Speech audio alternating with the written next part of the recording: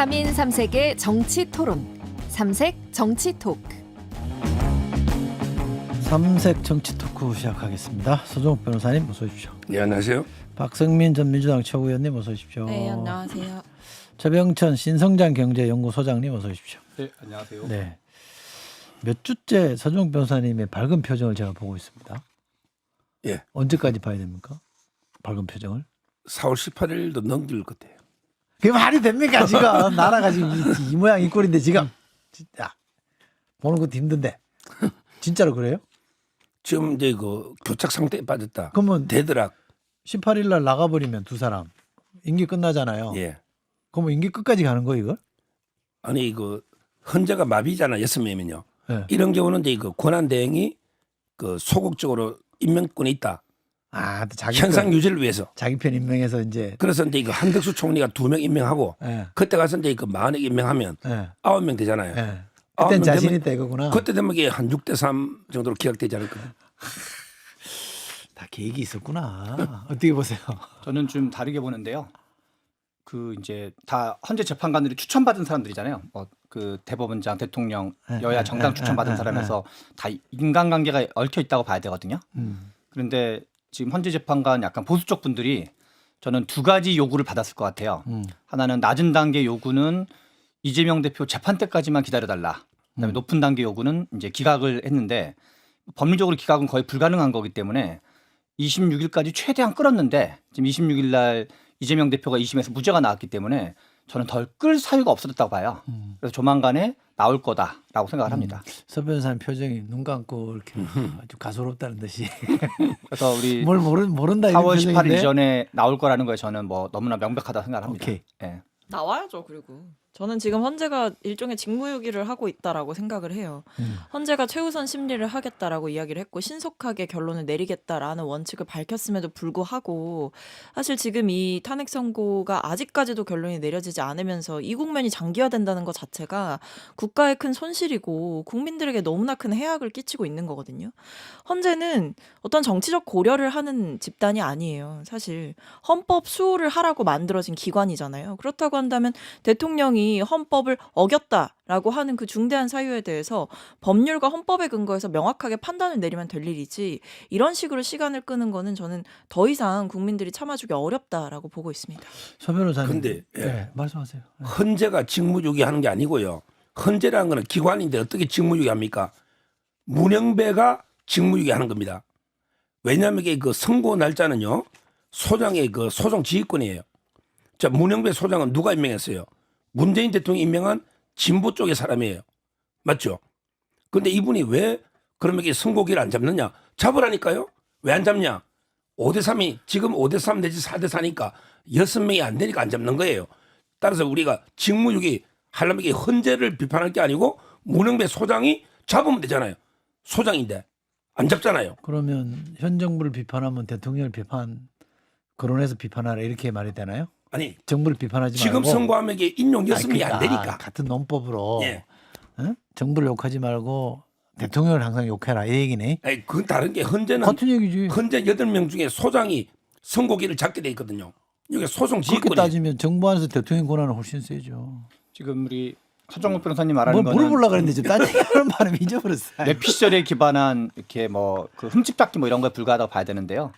왜냐하면 지금 이게 왜 지금 지연되고 있는가에 대한 여러 가지 카더라 통신과 추측이 난무하고 있거든요. 그런데 이제 어떤 사람은 평의는 지금 끝났지만 한 명이 좀 뭔가 입장을 좀 지연시키고 있다라든가 아니면 방금 말한 것처럼 이제 또 이게 뭐 8대 0이 아닐 수 있다든가 이런 여러 가지가 있는데 방금은 탁 그냥 그거를 뭐 5대 3이나 4대 4로 단정해 놓고 일종의 이제 문영배 헌재 소장을 무슨 좌파 헌재 소장인 것처럼 공격하기 위한 미리 프레임 짜놓고 얘기하는 거에 불과하다 이렇게 생각을 합니다. 저는 문영배 대행 때리기 좀 그만했으면 좋겠어요. 왜냐하면 뭐 그동안에도 문영배 대행 관련해서 가짜뉴스 설파하다가 국민의힘에서 반박당하고 죄송하다 사죄하고 이런 일 있지 않았습니까? 근데 지금 보면 문영배 대행을 탓할 게 아니고 혹시 일부 재판관들이 어떤 정치적인 이해관계 때문에 본인의 의견조차 밝히지 않은 채로 시간 끌기를 하고 있는 게 아니냐라는 지적도 있는 거거든요.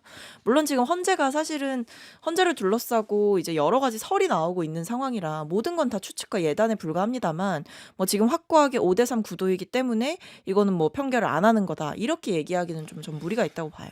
알겠습니다. 요즘 몇 주째라고 말하기 어려울 정도로 이 문제를 워낙 많이 다뤄서 우리 국민들이 헌법 공부도 해야 되고 형사소송법 공부도 해야 되고 여러 가지 공부할 게 많은데 뭐 말씀하실 게 있을지 표정인데 조금 이따 하죠. 지금 얘기할 게 많아요. 예. 네.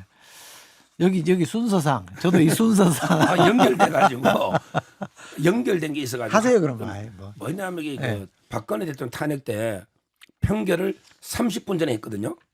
그러니까 미리 의사를 몰라요. 그건 얘기해 보면 다 알죠 사실. 그러니까 제 말은 그 문영배 소장이 일단 선고기를 잡으라니까요. 그리고 이게 당일날 이게 재판관 8명이 각각 기각 인용 의견할 거 아닙니까? 거기에 따르면 되잖아요. 본인이 6배를 확보하고 날짜를 잡으려 하니까 늦으잖아요. 일단 잡으라니까요. 그걸 싸우든 뭐 쥐든 그럼 의견이 나올 거 아닙니까? 그 의견을 따르자고요. 저 인용되면 따를 테니 야 자신 기각되면 자신 있나 봐. 자기는 6표를 확인하고 잡으려고 그게 저는 잘못됐다는 거 소장이. 날짜부터 잡으라니까 소장이. 아무도- 그리고 8명이 의견 표명하면 되잖아요. 그러니까 아무도 그 안에서 지금 무슨 일이 벌어지고 있는지는 모르는데 온갖 소리 지금 아니 남는 나를 거예요. 잡아라 이거지 소장이 왜 안 잡냐 이거요.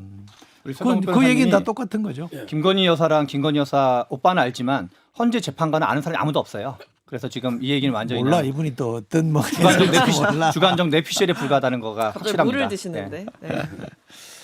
알겠습니다. 뒤에 또 이 얘기가 나올지도 모르겠는데 우선은 저희가 순서상 이재명 대표 2심 결과를 얘기를 좀 해보려고 합니다. 어디 보니까 제 기억에는 우리 서 변호사님 여기 와서 유죄라고 하셨던 것 같은데 본인 유튜브 방송에서는 무죄라고 예측하셨다면서요? 9일 전에 여기 방송은 2주 전이고 아 바꾼 거예요 중간에 예, 입장을? 9일 전에 제가 이상규로 무죄 나올 거다. 왜 이상규로예요 그게? 제가 이제 그 법리 50에 판사 성향을 50% 가중을 해야 된다.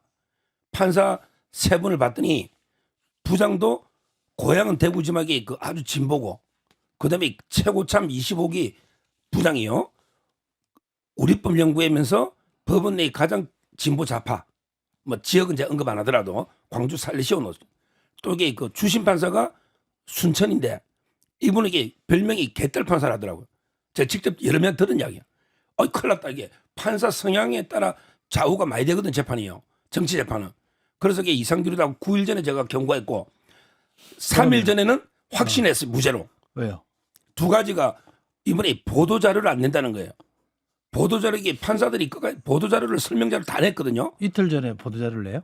보통은 이게 그 결정을 하면 2, 3일 전에 보도자료를 근데 2, 3일 전에 보도자료 안 내겠다는 공문이 왔어요. 네. 이미 이틀 전에. 이거는 이상기류다. 진짜 보도자료를 1심하고 이게 비슷하면 안 낼 이유가 없는데 자기들이 요약하거나 그게 어렵다는 거죠. 그다음에 두 번째 또 확신한 게 갑자기 대통령보다 경비가 삼엄해요. 변호사들도 참 못 가올 정도로 이게 경비가 아마 재판부에서 무죄를 예상하고 이게 또 서부지법 이걸 염두에 두고 경호를 엄청나게 요청했구나. 이런 생각이 들더라고요.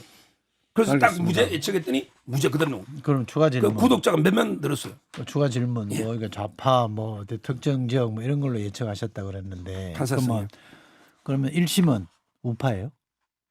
1심은 이제 그 영남 사람이에요? 판사가? 아니 1심 부장이 별명이 선비형 법관. 그분은 뭐 우파 한성재 선비형 법관. 은둔형 카톡도 안 해요. 아니 그러니까 그분은 그러면 우파 꼴통이 나서 그런 판결을 한 우파는 거예요? 아니에요. 그분은 그러니까 선비형 법관. 아니 진짜 똑같이 판사. 똑같은 원칙 프레임 판사. 똑같은 프레임을 보면 그렇게 해석해야 맞지. 이쪽 해석만 자꾸 딱지를 붙이고 이쪽은 올바른 사람이라 그러면 안 되죠. 그러니까 판사들도 별명이 있잖아요. 1심 한성진 부장은 선비형 법관. 카톡도 안 한다니까. 아무도 안 만나요. 아니, 아니, 카톡 하는 카톡을 사람 안 하는 거랑 성향이랑은 진짜. 상관이 없잖아요. 야 저는 그 자꾸 재판관들에 대해서 이렇게 이거 좀 위험한데 자꾸 위험해요. 자꾸 그렇게 하면 안 아니 돼요. 이게 대통령이 주장하는 그 반국가 세력이 암약하고 있다 뭐 그 표현과 저는 다를 바가 없다라고 생각을 하고 일종의 이 철진한 색깔론을 통해서 입맛에 맞지 않는 판결이 나왔을 때 그것을 부정하는 거는 법치를 부정하는 거랑 똑같은 거고요. 그리고 이 색깔론이 사실 말이 안 되는 게 판결로 설명이 된다라는 겁니다. 지금 보면 이재명 대표의 이 항소심을 맡았던 서울고법 형사 6부가 과거에 어떤 판결을 했냐면요. 손준성 검사에 대해서 무죄 판결을 했던 재판부예요. 에? 배달 판사가? 그러니까요. 그렇게 치면 이게 말이 안 되는 거고요. 지금 계속 얘기 나오는 거 뭐죠? 이 국민들도 다 외우셨을 텐데 그놈의 우리법 연구에 권성동 원내대표 과거에 뭐라 하셨습니까? 그 채용 청탁 비리 때문에 재판받았을 때 마지막에 이 권성동 원내대표한테 무죄를 줬던 판사가 우리법 연구회 출신 판사였거든요. 그때는 존경하는 판사님 정의로운 판결에 감사합니다라고 하더니 이제 와서 본인들 입맛에 맞지 않으면 우리법 연구회는 무조건 다 좌파고 좌파여서 민주당에 유리한 판결을 한다. 이거 자체는 그럼 판사 왜 필요합니까? 그냥 정치인들이 다 판사하면 되죠. 그렇게 우파 좌파로 나눠가지고 판결할 거면. 그리고 박근혜 전 대통령 때도 이 탄핵 심판 때 이 법관들의 성향이라고 하는 것들을 구성해 보면 보수 재판관들이 많았거든요. 그런데도 만장일치로 나왔어요. 그러니까 이 판사들은 성향은 있을 수 있죠. 사람이기 때문에. 그럼에도 그것이 판결에 무조건적으로 영향을 미친다라고 예단하는 거는 너무나 위험한 분석이고 판단이다. 이렇게 보입니다. 네.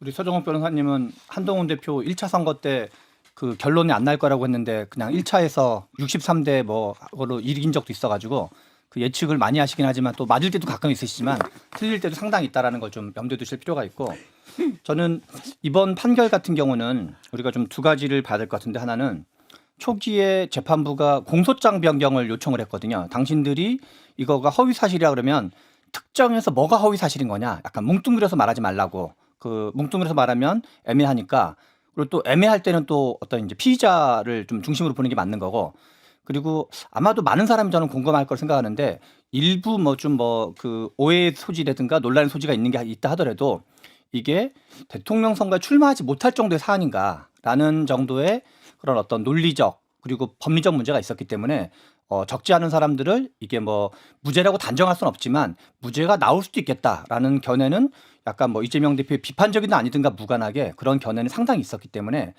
그 중에 하나로 나온 걸로 보는 게 좀 합리적인 생각이다라는 생각이 듭니다. 알겠습니다. 검찰이 이제 이걸 상고라 그러죠. 예. 대법원에 상고했어요. 그러면 지금 대법원장이 이 지침을 내린 거야 633이잖아요. 예. 그럼 3개월 안에 최종심이 나오나요? 그렇게 봐야 되나요? 지금 이제 그 검사가 목요일 날 음. 하루 만에 상고했고요. 어제 또 하루 만에 기록이 대법원 넘어왔어요. 그리고 이게 월요일 날 상고 이유서는 이미 써냈어요. 검찰이. 상고장 낼 때 이유를 썼어요. 그러면 이게 바로 다음 주에 본격 주심 대법까지 정해서 심리가 들어가고요. 여기서 중요한 게 이거 파기 자판이라는 게 있어요. 우리 396조에. 뭐냐면 이게 이거 1심하고 2심이 증거조사가 끝났다. 이래가 이게 대법관이 보고 판단할 수 있는 상황이다. 더 이상 정인 필요 없다. 일단 이게 자판하게 돼 있거든요. 그게 한 5% 정도 돼요. 근데 이번 사건은 1심에서 이미 정인 다 나왔고요. 항소심도 정인이 필요 없어. 4명 중에 양형 정인밖에 없잖아요. 대법관이 충분히 판단할 수 있는 기록이 있어요. 따라서는 아마 이게 두 달이면 너무 넘쳐나고요. 이미 다음 주에 본격 심리가 들어와요. 따라서 이제 부에서 할지 아니면 이게 전화배치로 갈지 그건 조희대 대법원장이 직권으로 전화배치 바로 갈 수 있고 부에서 만장일치가 안 되면 전화배치 갈 수 있는데 저는 2달이면 충분하다. 무죄 확정됩니까 그럼? 아니죠. 무죄 그럼. 확정될 수도 있지만 확률로 보면요. 이렇게 유죄가 될 게 2배 높아요. 무슨 말이냐면 이재명 그러니까 대표가 선비 같은 대법관을 만나면 이재명 대표가 1심에 유죄 놓았잖아요. 요게 항소심에 무죄 놓을 게 확률이 1.7%예요. 요게 다시 뒤집어질 확률은 3.5%입니다. 2배 높잖아요. 아이고 애쓴다 정말. 아니 이재명 1.7%는 무죄 받았으니 그보다는 2배 높. 그렇게 법을 잘 아시는데 지금 그 헌법 위반한 사람을 지금 자꾸 두둔하고 그러면 돼요. 진짜. 옛날에 2019년에 이재명 대표가요. 1심에 무죄, 2심 유죄 받았다가 3심에 권순일, 김만배 그 때문에 다시 파기환송 무죄잖아요. 그때하고 딱 반대될 거예요. 알겠습니다. 이제 저 성향이 영향을 주는 거는 충분히 이해하겠는데 저는 잣대는 달라지지 않으면 좋겠다 생각합니다. 예, 말씀하세요. 그리고 그 정도의 자꾸 확률을 얘기를 하시는데, 그러니까 저는 지금 재판부를 이제 많이 비판을 하시잖아요, 국민의힘에서. 아니 근데 기소가 잘못됐기 때문에 저는 판단이 이렇게 나올 수밖에 없었다라는 생각이 들거든요. 그러니까 판사가 이상해서 판결이 무죄가 나온 게 아니고 검찰의 공소장이 이상했다. 이 부분을 왜 안 보시는지 좀 궁금합니다. 왜냐하면 실제로 이번에 크게 이제 문제가 됐던 발언들이 큰 갈래로 보면 2가지인데 김문기 씨와 관련해서 몰랐다 등의 발언, 그 외에도 골프 얘기 이 부분이 있었고, 그 다음에 다른 한 갈래는 백현동 발언이었는데, 일단 김문기 씨 관련해서 말씀을 좀 드리면 골프 얘기를 이재명 대표가 한 적이 없는데 마치 이제 골프를 안 쳤다라고 얘기한 것처럼 사실은 기소를 해버린 거잖아요. 그러니까 골프 없는 골프 발언인 거예요. 그러니까 이게 말이 되느냐 이 지적이 있었던 거고 확대 해석하거나 유추 해석해서는 안 된다라는 대법원의 판례가 있음에도 불구하고 검찰이 무리하게 기소를 했다. 그 외에도 내용적으로 뜯어보면 참 문제가 많았던 건데 기억이 없다. 그러니까 그 사람은 제가 시장 때 만났던 기억이 없다라는 이야기와 전화로만 통화해서 얼굴도 모르고 저는 실제로 기억이 없다라는 이 발언이 듣기에는 굉장히 똑같지 않으신가요? 근데 이게 별개의 공소 사실로 들어가게 된 겁니다. 그러다 보니까 재판부에서도 지적을 하는 거죠. 아니 이거는 똑같은 발언으로 보이는데 이거를 굳이 하나씩 별건으로 해야 되냐라는 지적도 있었고. 그러니까 이게 검찰 스스로가 공소사실 정리를 제대로 못했기 때문에 저는 이번 2심의 판결은 이재명 대표 무죄, 검찰 유죄라는 판단을 법원에서 해줬다라고 생각을 합니다. 계엄령도 계몽령으로 바뀌는 판에 뭐 예. 그 원래 이번 이재명 대표 판결 나오던 3월 26일 날 오전에 권성동 원내대표나 권영세 그 비상대책위원장이 2심 판결을 민주당은 수용하라 이렇게 기자회견하고 뭐 특별하게 아예 그냥 기자회견 같은 걸 하려고 준비를 했다는 거거든요.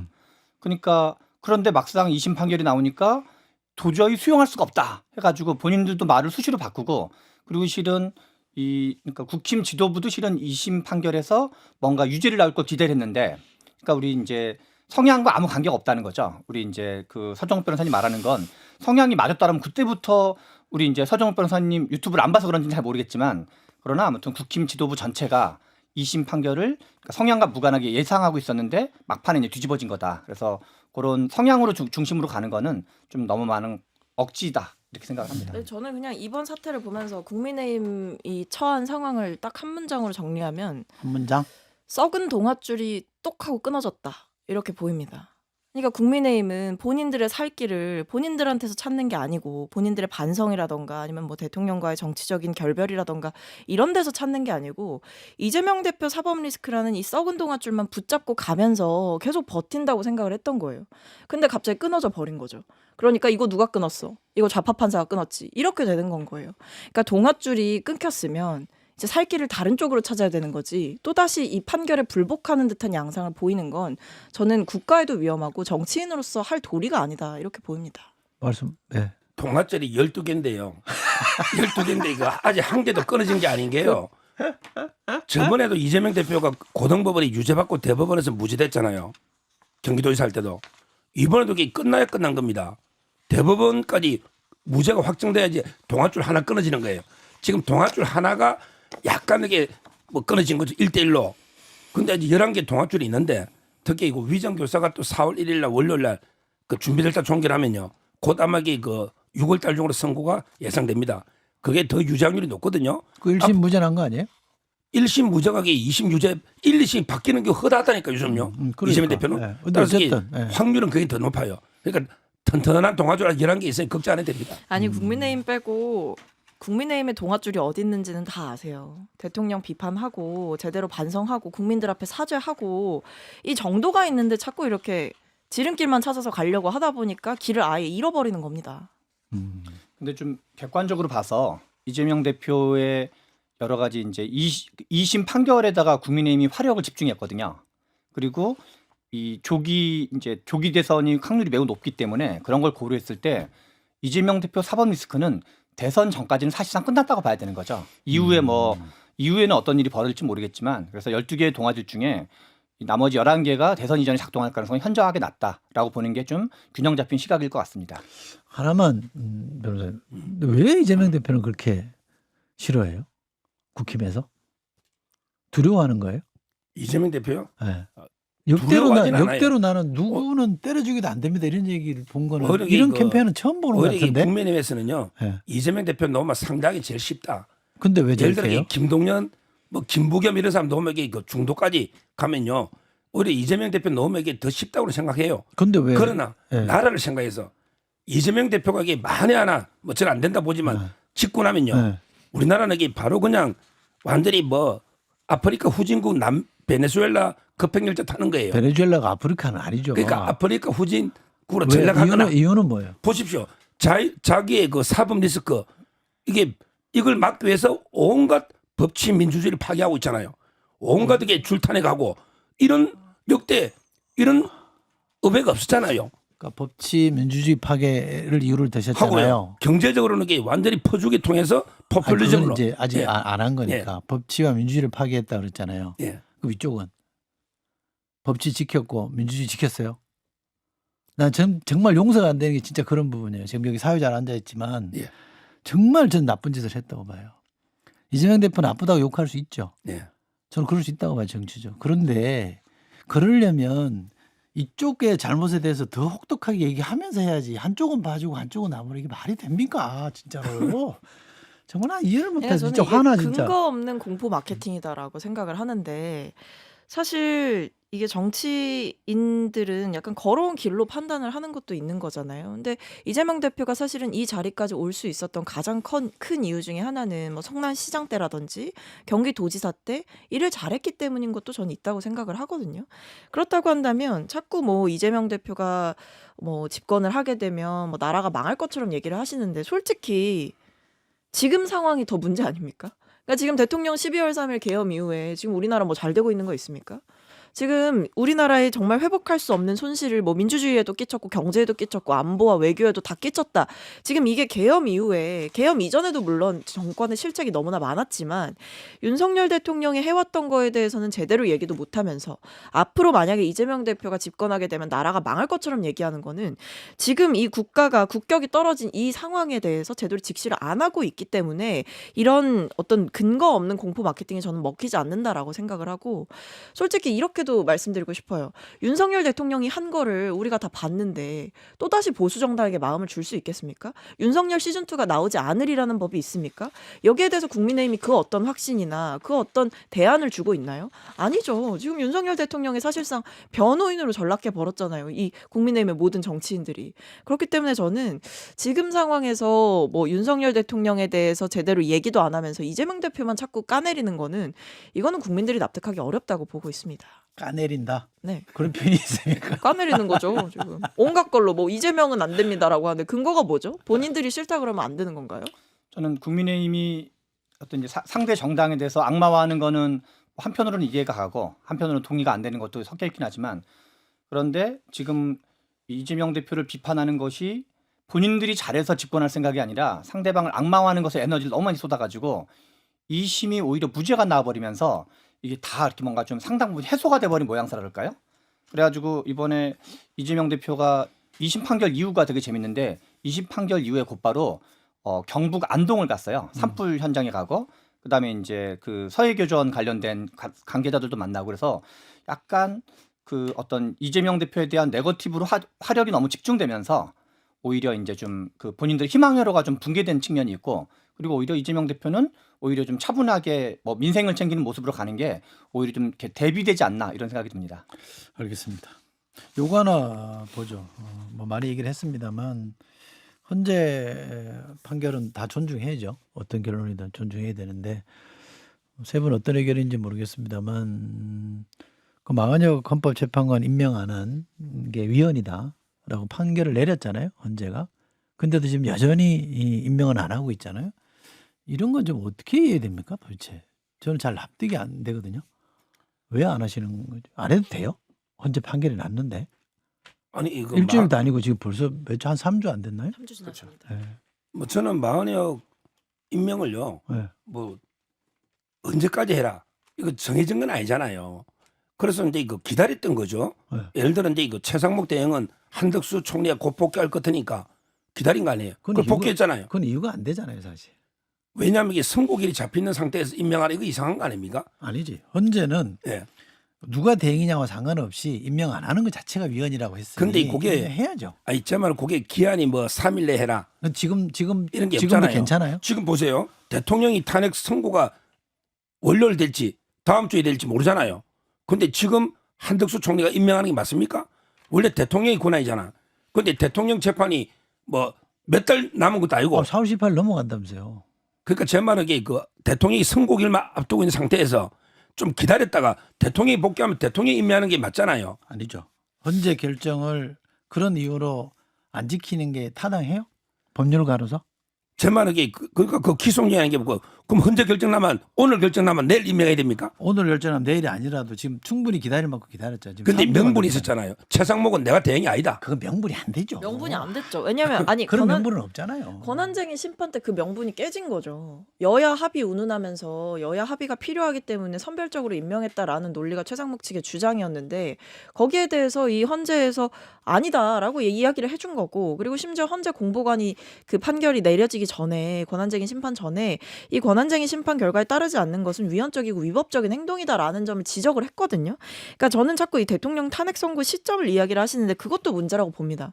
대통령 선고 시점과 무관하게 국회에서 3인을 추천을 했고 거기에 대해서 대통령이든 대통령 권한대행이든 임명을 해야 되는 게 맞고요. 대통령 권한대행이 때문에 권한이 없다. 임명을 할 수 있는 그런 상황이 아니다라고 한다면 그럼 거부권은 왜 씁니까? 경찰 인사는 왜 하죠? 거부권은 왜 쓰고 뭐 인사할 거 다 하면서 헌법재판관 임명만 안 한다? 대통령 선고에 불리하게 영향을 끼치고 싶지 않다. 이 생각 때문에 안 하는 거야말로 헌법을 완전히 해치는 행위인 거죠. 이럴 거면 헌재 못하러 돕니까? 그럼 이게 두 가지만 제가 반박하면 헌재가 결정한 걸 제일 많이 얻은 게 국회입니다.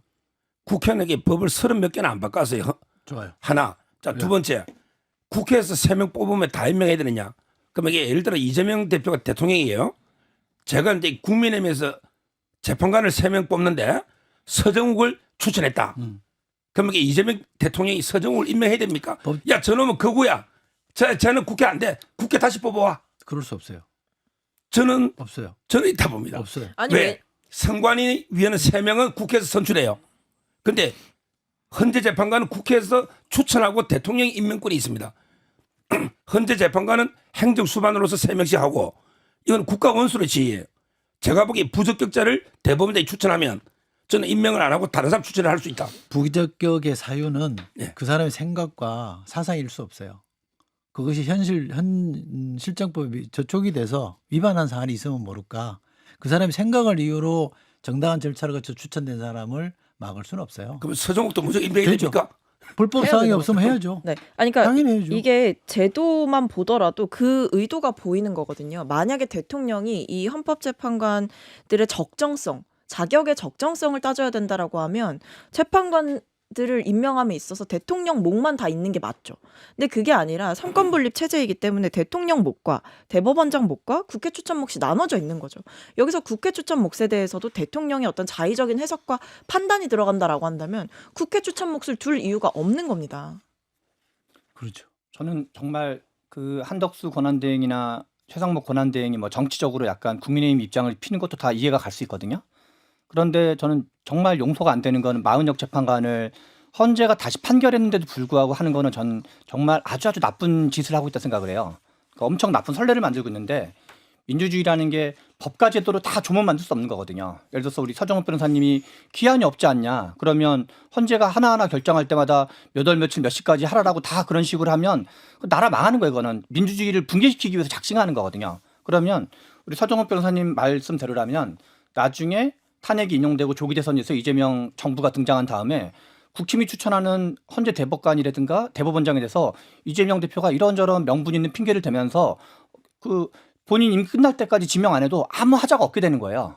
그래서 그렇죠. 본인들이 지금 무슨 일을 하고 있는지를 알고 무슨 의미가 있는지를 얘기를 해야 되는데 지나치게 너무 우리가 당리당략을 할 때가 있고 당리당략을 떠나서 좀 지켜야 될 어떤 공공선이라는 게 있는데 국민의힘은 제가 보기 지금 그냥 아무거나 그냥 막 하고 있다 그냥 계엄도 황당무계한 일이지만 저는 뭐 나머지는 전 대충 다 이해가 가지만 이거는 좀 해도 너무한다 이런 생각이 듭니다. 제가 우리 서주 변호사님하고 논쟁을 좀 했더니 이철이 아웃 이러고 나옵니다. 댓글에. 예. 아웃 해버릴까 그냥. 진짜. 광고 듣고 오겠습니다. 이 참 정치 토론이 제가 옛날에 평론을 할 때만 해도 이렇게 격하진 않았거든요. 서로 좀 이해할 것도 이해하고 자기 편도 비판하고 이랬었는데 요즘은 이렇게 많이 이렇게 너무 극명하게 대조가 되고 다투니까 좀 힘들기는 합니다. 예, 들으시는 분들도 워낙 의견이 분명하시다 보니까 예, 제가 잘못한 건 저한테 다 화를 내셔도 됩니다. 네. 자, 이 얘기를 계속 이어갈 텐데 선고가 아까 우리 서 변호사 말씀 주셨습니다만 4월 18일 그게 마지노선이 그게 4월 18일이라고 보잖아요. 왜냐하면 두 번의 헌법재판관이 퇴임하니까 그 전에 될 거라고 보는데 우서 변호사님은 그 위로 넘어갈 수 있다는 의견을 잠깐 주셨고 그 전에 될 거라고 보세요, 소장님? 네, 저는 앞에서 말씀드린 것처럼 네. 이재명 대표 그 아마 국힘이나 이런 쪽 분들이 그 보수 쪽 헌재 재판관 분들한테 야 그냥 기각을 할 때 인용을 할 때 하더라도 제발 이재명 대표 2심 이후까지만 미뤄달라라고 저는 부탁했을 가능성도 있다고 생각을 해요. 물론 이제 이거는 뇌피셜일 수는 있긴 하겠지만 여러 가지 이제 추론 중에 하나긴 하겠지만 그래서 지금 국민의힘은 마치 진짜 그 운명의 날 무슨 뭐 그런 것처럼 이 둠스데이 비슷한 것처럼 3월 26일을 생각했던 거거든요. 그런데 짠 하고 무죄가 나와버렸기 때문에 약간 좀 허망해졌다 그럴까요? 그래서 저는 이 3월 26일 분기점으로 더 끌 이유가 별로 없어졌다. 그렇기 때문에 아마 다음 주쯤에는 나오지 않을까 이렇게 싶습니다. 다음 주에 나올 것 같다. 저도 그래야 된다고 생각해요. 왜냐면 뭐 이 재판관들 두 분이 퇴임하는데 이전에 결론을 안 내리는 것도 말이 안 되는 거고 그리고 사실 뭐 비슷한 취지로 다들 말씀해 주셨지만 이제 시간이 너무 많이 지났고 더 이상 끌 명분도 없고요. 그럴 시간도 저는 없다라고 생각을 합니다. 헌재도 지금의 국가의 상황을 엄중하게 인식을 하고 있다라고 한다면 본인들의 책무를 다하는 게 먼저죠. 이재명 대표 2심을 설령 기다렸다라고 한다면 이제 2심도 나온 마당에 뭘 망설이시는지 묻고 싶긴 하네요. 네. 여전히 이제 넘어갈 수도 있다는 가능성을 염두에 두고 계신 거죠? 넘어가는 게 이게 저는 문영배 소장이 그 월거이라고 보는 거죠. 넘어가는 게. 예. 왜냐하면 이게 그 빨리 기각하라니까 선고기를 잡아서 우리가 판결은 3월 26일 선고다 잡잖아요. 그러면 이게 새벽까지 그날 막 싸우고 판사가 싸우고 찢고 해도 선고는 하잖아요. 그러니까 저는 헌재가 선고기부터 잡아놓고 그다음에 재판관들 의견은 당일날 나와요. 판결은. 그러면 이게 누구부터 하느냐? 정영식 주심부터 합니다. 그러면 이게 주심이 나 각합니다. 한단 말이야. 그다음에 정계선 씨 할 거예요. 나 인용입니다. 그다음에 조한창 나 기각입니다. 이러니까 표 계산해서 발표하면 되는 거예요. 이렇게 되는 거 아니에요? 제가 좀 몰라서 여쭤보는 건데 헌재 재판관 8명이잖아요. 예. 각하 의견이 있을 수 있잖아요. 예. 근데 각하가 성립해달라면 4명이 동의를 해야 된다는 거잖아요. 과반이 그렇죠? 5명. 그러니까 5명이 동의를 해야 되잖아요. 그러면 각하의 5명이 동의를 안 하면 일단 각하 의견은 제껴지는 거잖아요. 그렇죠. 그럼 나머지 인용이냐 기각만 남는 거잖아요. 예. 그러니까 각하 의견은 나올 이유가 없죠. 채택이 안 되면. 그러니까 그러면 재판관별로 이제 의견을 밝힐 때. 아니 그러니까 예. 그렇게 이제 각하는 한 명 이 각하 의견 냈던 사람이 각하가 채택이 안 됐으니 예. 인용이나 기각 중에 또 의견을 내야 되는 거 아니에요? 아닙니다. 그렇게 그러니까 돼야 맞죠. 그 본안 심리를 의견을 내야죠. 본안에 이렇게 대해서. 되는 거예요. 예를 들어 네. 4명이 인용이고 음. 4명이 각하면 기각 주문이 나와요. 법에 보면 각하 여부는 과반으로 한다 되어 있습니다. 그러니까 각하가 5명 이상 놓아야 각하가 되고 그러면 이게 과반이 안 되면 각하는 안 되잖아요. 그렇죠. 그다음 법에 보면 인용이 안 될 때는 무조건 기각을 한다고 되어 있습니다. 아니 그러니까 제 말은 인용 6표가 안 되면 그건 알고 그러니까 제 말에 그 각하만 냈으면 그대로 남는 거예요. 그러니까 각하 2, 기각 2, 인용 4치면 주문은 기각이 나오는 거죠. 아니 그게 이제 법률가들이 하는 얘기는 그게 법에 안, 그렇게 돼 있어요. 안 맞다는 거죠. 각하가 채택이 안 되면 8명이 다시 기각이냐 인용 갖고 그래 안 의견을 합니다. 나눠야 된다는 거예요. 아닙니다. 그 의견은 그대로 남서 각하 냈으면 그대로 남아 있고 예를 들어 아니, 정영식 제가 그 얘기 예. 여쭤보는 이유는 이제 한 총리 그건 노잖아요. 그렇게 나왔잖아요. 기각 5. 그러니까 그게 예. 그게 안 맞다라는 거죠. 각하 여부를 우선 따져서 이게 채택이 안 되면 8명이 인용이냐 기각이냐 갖고 논의를 해야 되는데 여기는 각하견까지 이 2명 있다 이렇게 한 명이었나요? 2명이었나요? 두 명. 두 명이요. 이렇게 나오니까 이게 뭔가 이상하다라고 지금 해석을 하는 거죠. 그래서 여쭤본 거예요. 그러니까 제 말에 각하가 몇 명, 각하 2, 인용 뭐 하나, 기각 5. 이러면 이게 주문은 기각이 된다. 그게 다 법에 정해져 있습니다. 헌재 규정에. 그러니까 이제 따라서 저는 이번에도 일단 기회를 잡으라 이거예요. 다음 주. 그다음에 이제 이렇게 한다는 거죠. 주심부터 의견을 밝히고 그다음에 최근에 임명된 사람부터 같은 날 임명되면 기수가 낮은 사람부터 그러니까 이제 그 정영식 그다음에 정계선 조한창 이렇게 되는 거예요. 그리고 이게 이제 대법원장 김명수 임명하고 대통령이 정영식은 10월 달 요렇게 3월 달 그러니까 이제 그 정영식이 되고 그다음에 김영도하고 이제 김복형 그다음에 이미선 문영배 요런 순서로 의견 밝혀가지고 그러면 이게 각각 기각 몇 명, 각하 몇 명, 인용 몇 명 놓잖아요.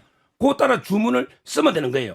이걸 안 하는 거예요. 문영배 소장이. 왜 안 하느냐. 본인은 6표를 확실하게 보장받고 선고하고 싶은 거예요. 제 말은 그걸 버리야 된다는 알겠습니다. 거예요. 근데 너무 확신을 갖고 말씀하시니까 문정배 소장이 안 한다는 증거는 있어요? 있어요. 뭐예요?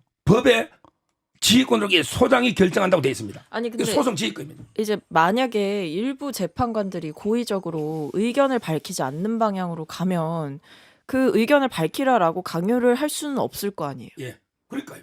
제 말하기 의견을 밝히면 안 되죠. 당일날 밝히면 된다. 당일 아침에. 그러니까 제 말하기 근데 미리 알아가지고 자꾸 이럴 수는 있잖아요.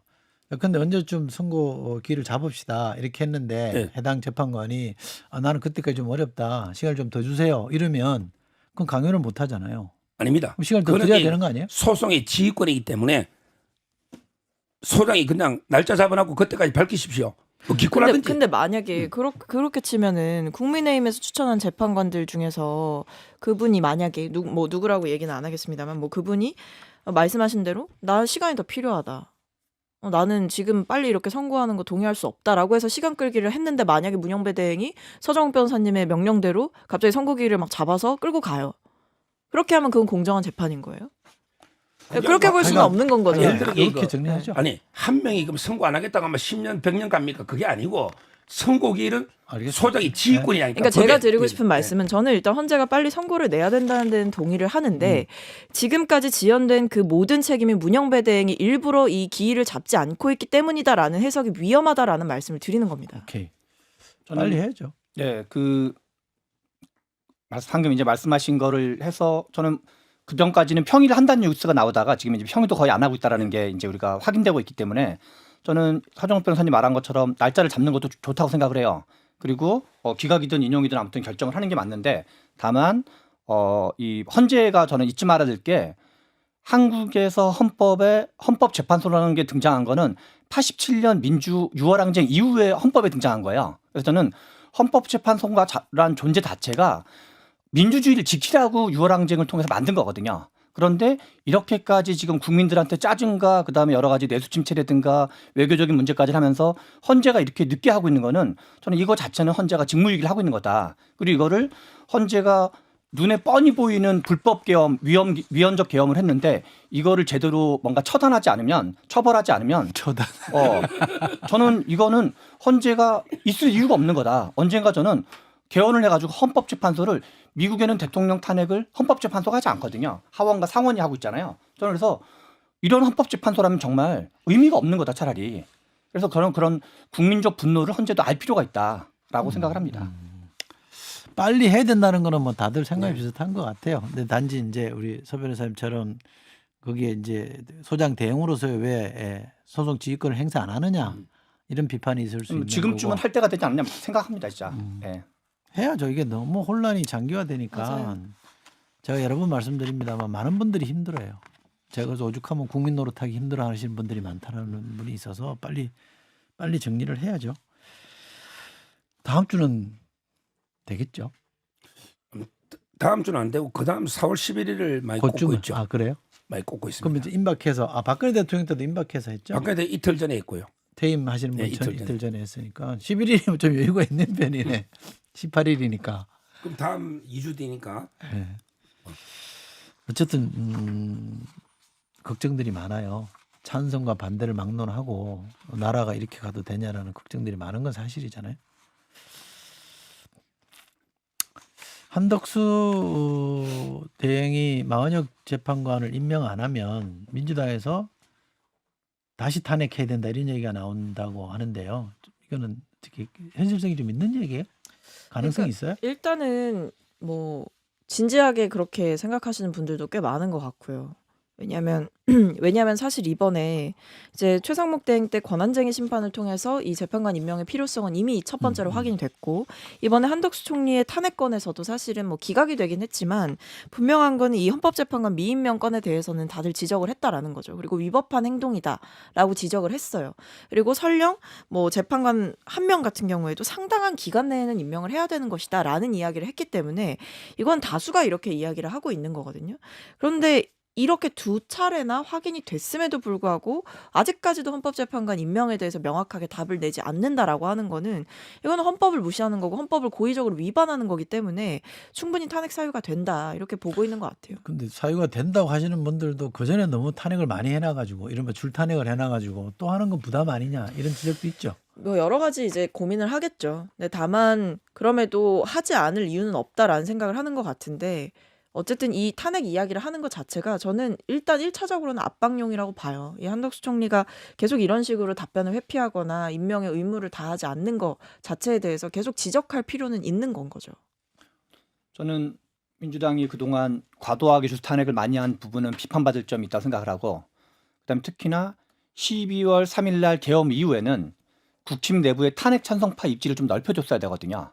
탄핵안 문건을 어떤 그 문서 작업을 할 때도 그쪽 의견을 반영해서 근데 추경호 원내대표 같은 사람은 좀 굳이 넣는 게 아니라 좀 빼주고 그래서 결과적으로 12명이 찬성을 했었는데 최대한 많은 사람이 찬성할 수 있도록 과거에 박근혜 대통령 국정농단 사건 같은 경우는 당시 우상호 원내대표가 충분히 이제 국힘 쪽 사람들이랑 교류하면서 당시 이제 많은 사람들의 동의를 얻었는데 그런 점은 좀 이제 비판받을 점이 있다고 생각을 해요. 그러나 지금 시기에 헌재가 하고 있는 거는 저는 이 자체가 한국 민주주의를 위태롭게 하는 직무유기 성격이 있기 때문에 줄탄핵에 준하는 걸 하는 거가 저는 충분히 이해되는 측면이 있다고 생각해요. 이제는 이해할 수 있다. 왜냐하면 과거에 그런 잘못이 있었던 건 맞다 하더라도 부분적으로 그러나 지금은 일종의 이거는 지금 우리 서정훈 변호사님이 여기 와서도 여러 번 얘기했지만 4월 18일까지 버티면 된다. 이게 헌정체제 마비 전략인 거거든요. 당시에 국민의힘이 한덕수 대행이나 최상목 대행한테 그때는 3명 모두 임명하지 말라고 계속 요구를 했었잖아요.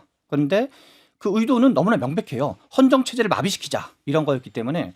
근데 저는 지금 이 어떻게 보면 이제 그런 거에 놀아나고 있는 거기 때문에 헌재 자체가 저는 기각을 하든 인용을 하든 뭐 하든 결정을 해라. 4월 18일 이전까지. 근데 그런 거 안 하면 민주당이 압박하는 차원에서 충분히 검토할 수 있는 어떤 카드 중에 하나다라고 생각합니다. 근데 이거 일사부재리라는 게 있는데 한덕수 총리가 만약 임명 안 해가 탄핵 당했잖아요. 또 재판해가지고 복귀했잖아요. 근데 또 똑같은 사유로 또 만약 임명 안 했으니까 또 탄핵한다? 이게 탄핵이 장난 아니잖아요. 임명하는 기일이 좀 안 하는 기일이 좀 차이는 있지 않아요? 길이 뭐 며칠 차이는 있지만 복귀한 지 며칠 차이가 됐다고. 크지 않아요? 아니 그래도 지금 이게 당장에 안 본질은 했어. 만약 임명 안 한 걸로 탄핵했는데 또 이게 기각이 됐는데 중대한 게 아니라는 거 아닙니까? 근데 또 탄핵한다. 그럼 이게 또 최상목 권한대행이 또 가네요. 그럼 또 최상목 요구하고 이게 뭐 장난도 아니고 권한대행 했다가 돌려줬다가 다시 했다가 이게 뭡니까? 그러니까 장난도 아니라고 하셨는데 저도 이제 똑같이 말씀드리고 싶어요. 헌재의 판단이 장난이 아니잖아요. 무시할 수 있는 사안이 아니잖아요. 그리고 그것도 이제 법을 집행하는 기관인 정부의 수장의 역할을 하고 있는 사람이 그렇게 대놓고 법을 위반하는 게 과연 맞는 행위이냐. 그리고 제가 굉장히 아이러니한 건 최상목 대행도 그랬고 한덕수 총리도 그랬고 헌법재판소의 그 윤석열 대통령 탄핵 심판 선고와 관련해서는 헌재의 판단에 승복해야 된다 이 얘기를 하거든요. 본인들은 왜 승복 안 하십니까? 그리고 탄핵하겠다라고 하는 이 민주당의 이야기는 바꿔 말하면 헌법을 지켜라라고 이야기를 하고 있는 거예요. 그래서 저는 이 부분도 좀 봐주셨으면 좋겠다 싶습니다. 말씀. 네. 네, 씁니다. 충분히 드렸기 때문에. 오늘은 저 헌재를 우리 최 소장님이 강하게 질타를 많이 하셨어요. 그리고 뭐 서 변호사님도 빨리 해라 이런 입장이니까. 끝으로 시간이 조금 남았는데 민주당 입장 하나만 더 여쭤볼게요. 최상목 권한대행 탄핵하는 거는 하나요? 어떻게 되나요? 지금 어떻게 되죠 앞으로? 일단 이제 당에서 공식적으로 나왔던 입장은 이제 조승래 수석 대변인께서 밝히셨던 건 계속한다. 그러니까 탄핵 추진을 한다 이거였거든요. 근데 다만 지금 어떤 뭐 상황 같은 것들이 뭐 예를 들면 이제 의원식 국회의장과의 협의가 또 돼야 되는 부분이 있는 거고 그 외에도 이제 한덕수 총리의 탄핵 결과가 이제 나온 지 얼마 안 된 상태에서 즉각적으로 이제 이것을 계속 밀어붙이는 게 맞을까에 대한 고민도 있을 것 같고요. 이외에도 뭐 산불 피해라든지 아니면 추경이라든지 이런 얘기가 지금 굉장히 중요한 화두이기 때문에 어떻게 보면 최상목 대행에 대한 탄핵 얘기는 지금 상황에서는 크게 많이 나오고 있지는 않는 게 아닌가 싶습니다. 저 한마디 한게 자꾸 내란 이야기인데 내란이 뭔지를 잘 모르는 것 같아서 내란. 법이에요. 내란이라는 건 뭐냐? 국가기관을 마비시키는 거. 이게 내란이거든요. 근데 대통령은 선관위나 국회를 마비시킨 적이 없어요. 마비시키려고 했는데 실패했죠. 그러니까 마비시킨 적이 없다고요. 시키려고 한 것만으로도 문제죠. 선관위는 이게 마비가 안 돼요. 근데 서버 검증이지 마비가 아니고요. 국회도 이게 완전한 봉쇄는 아니거든요. 표결까지 했잖아요. 근데요, 지금 민주당이 줄타내기가 국무위원을 다 하면요, 행정부 마비되면 이게 내란입니다. 아니 근데 그 말씀을 하고 싶었구나. 그게 군인들을 동원해가지고 그 당직자들 핸드폰 뺏고 서버 탈취 시도하고 그리고 국회 본회의 알겠습니다. 유리창 깨고 들어가는 거랑 그거랑 같진 않죠. 마쳐야 할 시간입니다. 여기까지 하겠습니다. 최병천 소장님, 박승민 전 최고위원님, 서정욱 변호사님 세 분 고맙습니다. 감사합니다.